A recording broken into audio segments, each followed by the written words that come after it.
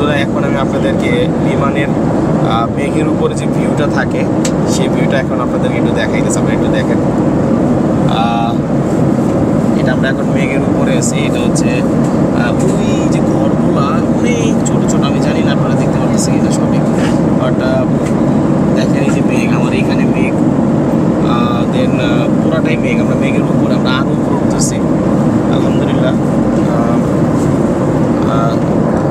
এত সুন্দর আল্লাহ তাআলা এত সুন্দর করে পৃথিবী বানাইছে, এবং আল্লাহ তাআলা মানুষকে দেখেন যে বলে আশরাফুল মাখলুকাত কেন করছে, এটা তার বড় উদাহরণ হচ্ছে এই বিমান।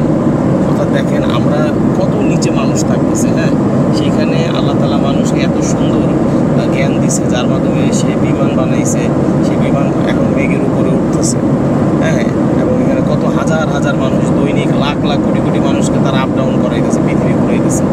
সো আল্লাহ তাআলা মানুষকে কত ক্ষমতা দিচ্ছে, আলহামদুলিল্লাহ আলহামদুলিল্লাহ আলহামদুলিল্লাহ।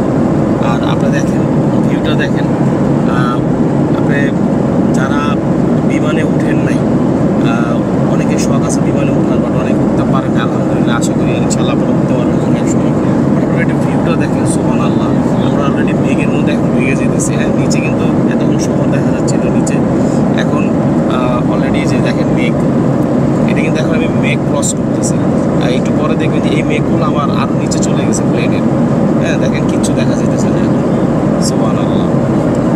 তো এটাই যে আলহামদুলিল্লাহ যে আল্লাহ তাআলা আমাদের কত ভালো লাগছে। এই দেখেন মেঘে মেঘে বাড়ি খাইলে মানে সময় প্লেন কী করে ফ্ল্যাকচুয়েট করে, আপ ডাউন করে, দেখেন এখন কিচ্ছু দেখা যাইতেছে না, সুবহানাল্লাহ। এই যে মেঘ কাটতেছে আস্তে আস্তে সামনে।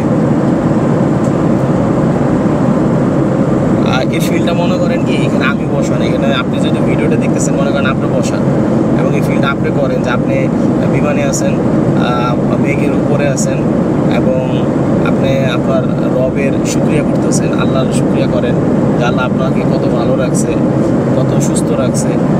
আমি অনেক জায়গায় দেখছি, ইয়াতে আপনার এই থাইল্যান্ডে দেখছি, থাইল্যান্ড এমন একটা হাসপাতালের সামনে যখন আমি খাবার খেয়েছিলাম, হাসপাতালের পাশে হোটেলে বাংলা হাউসে, তো অনেক মানুষ থাইল্যান্ডে আসছে তার অসুস্থতা মানে সুস্থতার জন্য, চিকিৎসা করার জন্য, অথচ তার কাছে কিন্তু কোটি কোটি টাকা আছে, লাখ লাখ টাকা আছে, বাট তার কাছে সেই সুখটা নাই যে সে এখন ভালো মতো ঘুরতে পারবে, খাইতে পারবে, নাই।